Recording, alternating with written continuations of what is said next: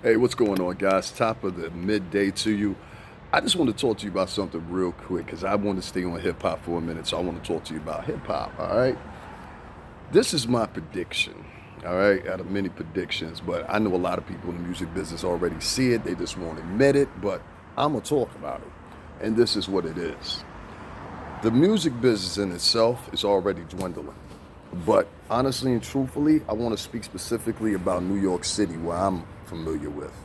Now, if any of you know, over the past course of, I don't know, maybe 10 years or so, Atlanta has actually taken the mantle as being one of the go-to spots for hip hop. All right, there's many people that want to argue that, and many people that will have a discrepancy about that. But it is what it is. Whether we're talking about the Migos, Ti, whoever we're talking about, love them or hate them, these guys for the past 10 years, the most of the sound that people are emulating, including New York rappers, is coming out of Atlanta. Now, we can have that discussion all day, and that's great, but this is how the demographic rolls.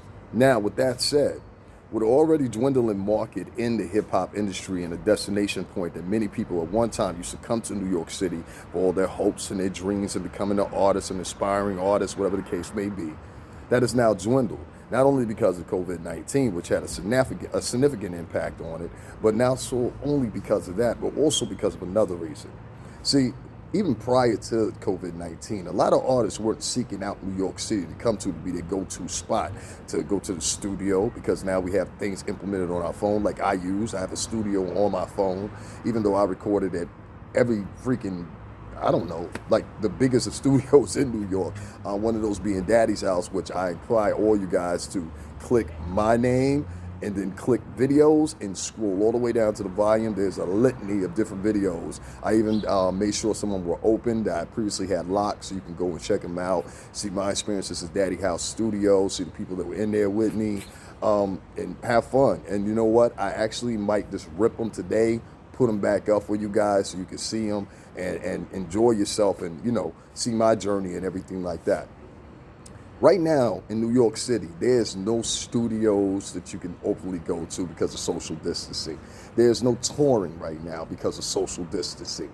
There is no in stores because of social distancing. There's no meet and greets because of social distancing.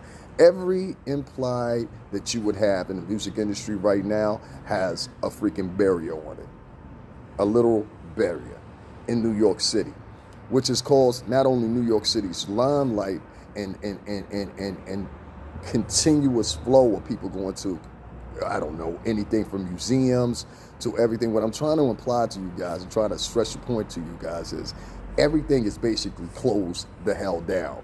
If you're talking about media or you're talking about the entertainment industry, this runs true for comedians touring and music artists touring. Now, as far as filming, I know that that's a little bit different. They are allowing filming to go on. In fact, Tobey Maguire, if you don't know him from Spider-Man fame, the second Spider-Man, actually ended up starting to film a new movie this past week in New York City. So filming has resumed. And sometime or another, we'll have touring and the clubs will be back open in New York City, et cetera, et cetera, et cetera.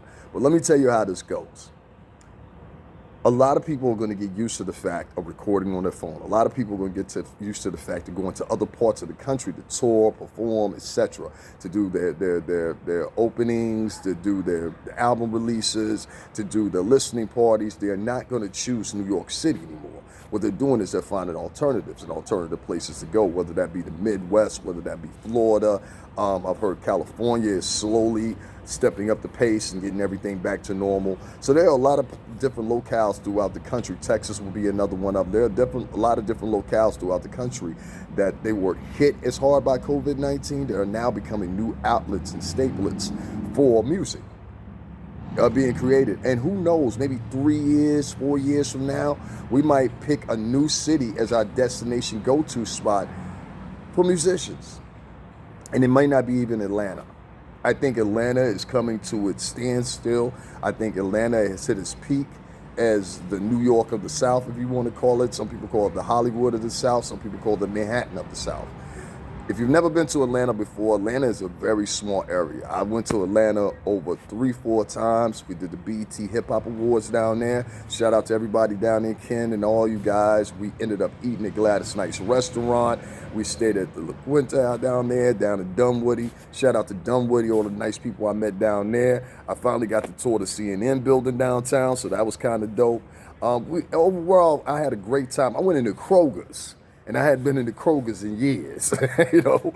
So we want to give a shout out to Dunwoody specifically and Atlanta. And I don't want to break anything on them. But if you live in Atlanta or live around the Atlanta area, that'd be South Carolina, Florida, you would know that Atlanta itself is a very small area.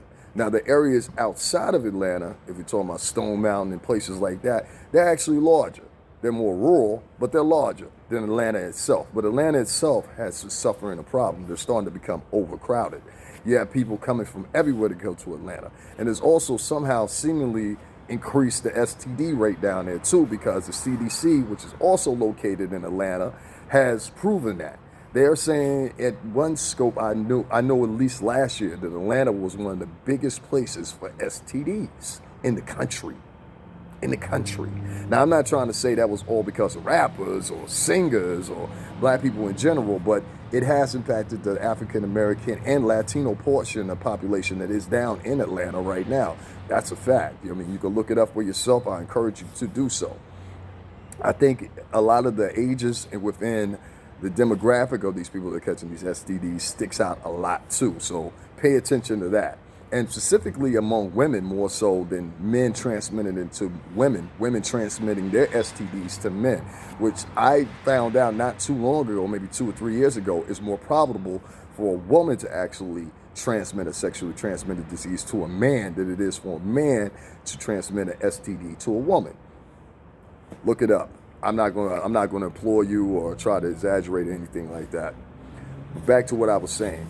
The music business, as far as New York City, is going to change, and it's going to change dramatically. I believe, and my prediction is that the New York City music business, as you once knew, will be no more. You will find businesses start to find other outlets. They will start finding like the Aristas and the BMGs and the Interscopes that I've been a part of. You're going to see that they're going to start moving out of New York. Viacom, another one I worked for, they're going to start moving out of New York. They're going to be gone real soon. And I don't think they're going to return. I think they're not going to return, pure simple, because of the pricing. More people are working remotely now. More people are doing like I'm doing and getting online and starting their own thing.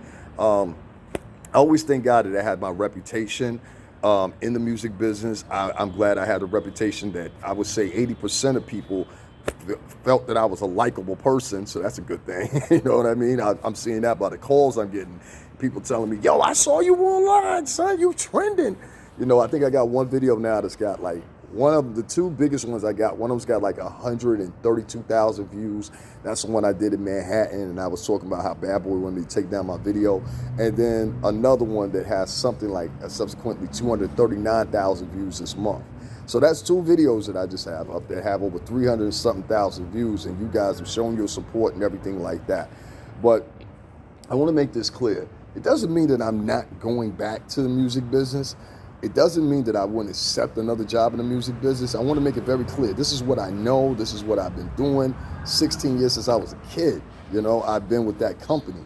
So I will say I'm making a transition. The transition I'm really making is the stuff that I've been working on as far as scripts. We're going to be doing some, believe it or not, comedy skits on here on this channel. So I want you guys to check them out. I actually implored a couple of my friends that I knew to join me along with them, so I think you're going to like them. But you're going to find more and more artists trying to find different ways to navigate through this new system that we have set up now. And that system is nothing what it once was. So we're all learning, especially if you're older like me. We're really relearning everything that goes along with the hip hop industry. And a lot of the things that used to priorly be there, like, you know, the fuckery, you know, the contracts and everything like that, that'll still be there. Don't get me wrong. As long as it's something to sign, the fuckery will still be there. Please believe that. Somebody will try their best to implement some type of fuckery there to screw you out of a deal, to screw you out of whatever. But it's going to happen. You know what I mean? And I know this because previously the system that we were put in, the previous caste system that was there, was implemented to us in a different age. You know, in our age, it was the CD, and then later on the digital revolution. So, you know, I lived through all, basically, yeah, two of them. I lived through the reinnovation of CD, and then I went to digital. You know what I'm saying? Now, another reason I think New York is dead for music, because once upon a time, you used to have places like Tower Records. You used to have places like Virgin Megastore. You used to have different places like that. And now these places have been closed for now well over 10 years. So the same people that once upon a time you would have seen at one time, yes, brother. The same people you would have seen at one time, you don't see those stores there anymore. Now, Virgin Megastore, that used to be exactly attached to our building, which is 1540 Broadway, has been gone for, I'm going to say, well over 8 years, if not longer. And what was put in this place was a Forever 21. A huge Forever 21, but a Forever 21. Now, anybody that lives in New York City, y'all remember that same Virgin Megastore. If you're over, let's say 30, 35, you remember that Virgin Megastore that used to be right there in Times Square.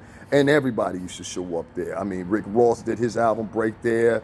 Of course, Puff was in there. I met, who else? I met Method Man in front of Virgin Megastore. I met U-God in front of Virgin Megastore. Shout out to Radar Van, Wu-Tang. I met him in front of there. That's my partner right there. Shout out to Radar Van, Wu-Tang affiliate. That's my man for life. That's been my man for like 13 years right there. So Radar, if you see this, shout out to you. I can't tell you the countless artists just because of our association that I've met. Shout out also to Casanova. I got to meet Casanova right before COVID-19 started. Got nothing to say about that man, True Brooklyn. And Casanova, drop something on my goddamn Cash App, bro, if you see this. Because I know a lot of people are seeing me right now, and I'm getting back used to it. You know what I mean? I went like literally 9 months with nobody seeing my face. I was very quiet. I was in my depressed stage. You know, I'm trying to stay away from that right now. You know what I mean? And this vibe, but I definitely need to get out of where I'm at right now. You know what I'm saying? I just definitely need to leave here. This is not my vibe. It's a very unpleasant environment for me personally, with the exception of a few people, more so because of the pompous, obnoxious people that for some reason or another think they've made it in life. Well, I could take you 1 hour away from here and I'll wake you up to reality and show you really haven't done shit in your life if you want to play that game. You understand what I'm saying? I had a woman sit here and try to play me and try to get other people involved in something she had started, you know. So there's a lot of white supremacy, old school white values, racist white values, not white people, racist white values that exist here, you know. And they've been churned up since I've been gone, I noticed. And it's hard to avoid it. It's hard to see it. So, you know, a lot of people will say, well, if you're not going back to New York when this is all over to continue what you were doing and what you're doing, I'm not going to tell you exactly where I'm going, but I'm definitely headed the fuck up out here. You know what I mean? I will always love this place, don't get me wrong, and I will come back here and visit. I'll probably even one day maybe build a second home here, something like that, along with my development company that we started, which is digital and available for shipping container houses. I'm gonna put the link back there because I shared the link the other day and I guess a couple of you guys didn't see it, but the people that did see it and responded, thank you very much. I worked 2 years on that by myself, including the apps I had to find to actually put the shipping containers in a logical form where they could implement a home that was sustainable. You know, there's a lot of things you have to go through, a certificate of occupancy and things like that. My dad did this work, you know what I mean? So maybe it's him coming out of me, you know, I don't know. But one night I got an epiphany. I was watching some YouTube videos and I saw shipping container houses. I was like, easy, cheap to acquire. Only thing you need is a contracting company to come in and fucking finish the shit. I knew the whole procedure from seeing stuff that my dad had done.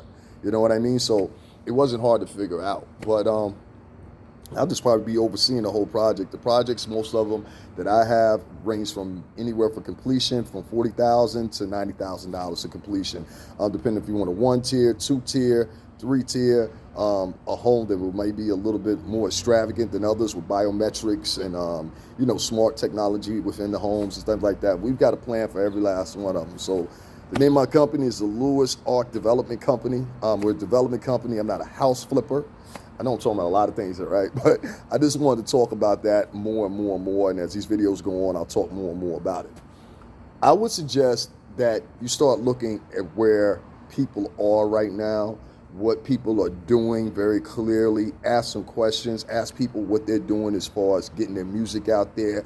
Ask people as far as, I had somebody ask me what's the best way to get your music on the record, on the radio. I'll tell you, just like DJ Envy told us when we filmed him back in, what was that? I think that was January. We did DJ Envy at Power Moves Makers. And he said at that time, it's simple. Just get popping. I'm going to hear about you. Meaning, put your center right here on YouTube. YouTube music is ran by two specific people that I know. One of them would be Lear Cohen, and the other one would be Tuma Basa. Tuma, we just had Tuma at Power Moves Makers. I'm going to share that link for you too, so you can go check that out. And I'll also share the link for Revolt TV. But what's the name? Not only my boss, but Lightly and Leo were interviewed on Drink Champs. You know what I'm saying? And my boss Sean Press comes at the end and they do a whole interview on him. So it's chopped in half. Shout out to Nori, you know what I'm saying? Another person. So guys, I'll be putting that stuff up. Make sure y'all check that out. But Leo and Tuma are in charge of YouTube music. So if you know Leo Cohen, Leo comes from the music industry, more specifically Def Jam and Jay-Z and a host of other careers that he's been responsible for. And love him or like him or whatever, he's still there. So I think one of the reasons they hired Leo because of his history, but not only that, to make sure that this is navigated and controlled right. Leo is also in charge of 300 Entertainment, which some of your favorite rappers are signed to, including Young Thug and Meg Thee Stallion. So, guys, and I'm not sure if Meg is still over there. She might be at Rock Nation now, but I know she was under their management for a while, if anything. So I might be wrong about that one as far as her current is. Meg is not one of my favorite artists, so you have to excuse me if I don't know as much about her as I do about Thug or any of the other ones. New York, as it existed, is no more. I won't go as far as that author said and said New York is dead, but it definitely, the business that you knew and the paradigm that you knew that the business flew through at one point, it's no more. So it's now trying to find solutions as things get lifted and we get out of winter and come into next summer and find out what's the next move is going to be. And I think for many people, like myself, is going to other cities, exploring, see what's happening. You know what I mean? But go to specific cities that you know something is happening. Don't go somewhere like Idaho and feel like there's going to be a music scene out there. Be realistic. Go to Texas where they have festivals every year. Go to California, but make sure you go to Northern California more so than Southern California right now, because Southern California got a whole bunch of fucking problems. My sister lives out there in Modesto, and I'm trying to tell you, anywhere from, I'm going to say down from Oakland down, it's in bad shape. If it's not forest fires, then you're talking about the severe homelessness problems they have out there. If you're not talking about that, you're talking about the disease rate that's out there with STDs and every other kind of disease you could think of. LA is really in bad shape, and hopefully Gavin Newsom, he'll be able to fix that. But if he's not, I don't think LA is the place you want to be at anyway. And LA is a real dirty place. Every time that I went to LA, I always found LA more dirtier than New York. Believe it or not, you know, it's like a utopia. It's like a suburban, city-ish utopia of trash. That's the best way I can put. You know, and anybody else has been in LA, they're probably gonna tell you the same thing. But I don't think the music business is coming back to New York City the way it once was. I don't think it'll be the go-to spot anymore. And if anybody tells you anything different, I would ask them this question: okay, what do you have prepared?